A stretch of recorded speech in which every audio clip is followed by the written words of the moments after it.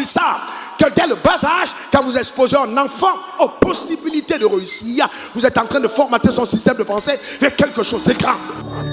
Exposer une personne aux possibilités de réussite contribue déjà à sa réussite. Et ça, c'est une vérité incontestable. Mais comment cela est-il possible? Reste accroché.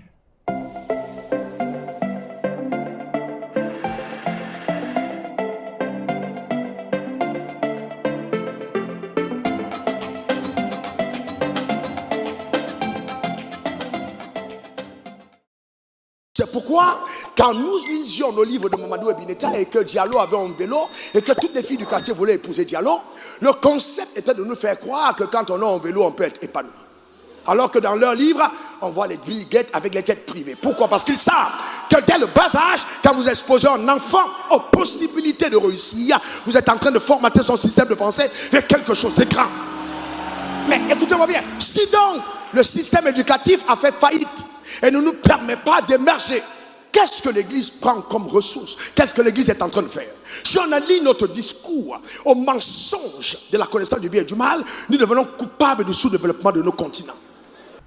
Tout commence par la réflexion. La première possibilité pour exposer une personne à la réussite, c'est l'apprendre à bien réfléchir. Nous sommes dans une génération où les médias nous amènent souvent à ne pas très bien réfléchir. Et si un jeune n'arrive pas à bien canaliser sa réflexion, c'est foutu, c'est fini.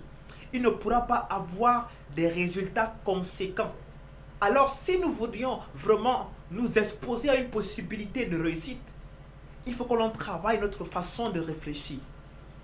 Et là, le pasteur Raoul Wafo l'a si bien dit. Aujourd'hui, on parle de sous-développement en Afrique. Pourquoi? Parce que la capacité de réfléchir est biaisée à un certain moment. Parce que quand tu es en face d'un projet, lorsque tu veux exécuter un projet, si et seulement si la réflexion qui précède le projet est bien bâtie, alors le projet va réussir. Mais si la réflexion est biaisée, entre guillemets, alors ce qui est sûr, le projet va échouer. Le projet va échouer. Voici comment les gens prient au Seigneur. Ils terminent, amen, amen, cela arrive pas. Non, non. Il faut prendre le temps d'être calme, le temps de réfléchir, le temps de t'asseoir. Et vous savez, j'avais une habitude que je pense que je vais renouer cette année, à celle de moi l'année prochaine. Il dit cette année, ma femme va tomber sur moi. L'agenda est plein, l'année prochaine. Alors, qu'est-ce que je faisais? Je prenais une semaine dans l'année où on s'isolait et on partait dans un endroit d'un pays qu'elle a choisi, dans le plus bel hôtel de ce pays, et on restait dans une suite présidentielle pendant 7 jours. Et pendant les 7 jours, nous réfléchissons à notre avenir. Pas pour prier, mais pour réfléchir. C'est-à-dire examiner ce qui n'a pas marché, voir exactement où on veut aller, quelles sont les stratégies que nous pouvons obtenir de Dieu par la réflexion, pas par la prière, parce que tu ne peux pas en même temps être en train de prier et en même temps être en train de réfléchir. La réflexion est un silence dans lequel tu te connectes à la pensée de Dieu par ta propre pensée. C'est ça la méditation. Et tu réfléchis. Tu réfléchis. Et donc à partir de ce moment où tu réfléchis, Dieu lui va venir en fusion avec ton esprit et va commencer à te communiquer certaines idées que tu vas noter. Et ces idées peuvent être des clés incroyables, pour permettre à ta vie ou bien sur ton travail de migrer vers un autre niveau. Qu'est-ce qui fait la différence entre quelqu'un que vous avez connu 20 ans, qui est toujours stable, qui continue de progresser, que vous écoutez, qui est dynamique? C'est que la personne prend le temps de la réflexion. Waouh, ciselé. Le pasteur Raoul Wafo a soulevé quelque chose de capital, l'isolement. Tant que tu ne t'isoles pas, tu ne vas pas bien réfléchir. Parce que la meilleure réflexion se bâtit, la meilleure stratégie se bâtit lorsque tu es dans le calme, dans l'isolement. Si tu n'as pas comme lui une suite présidentielle dans laquelle tu vas aller te réfugier pour réfléchir et bien réfléchir, tu peux aller au village, c'est possible. Tu peux t'enfermer dans ta chambre, c'est possible. Mais le plus important, c'est de t'isoler.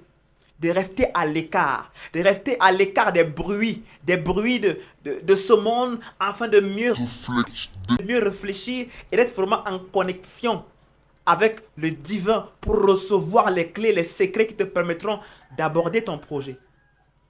Mais c'est dommage aujourd'hui parce que l'on n'aime plus s'isoler. L'on n'aime plus rester à l'écart.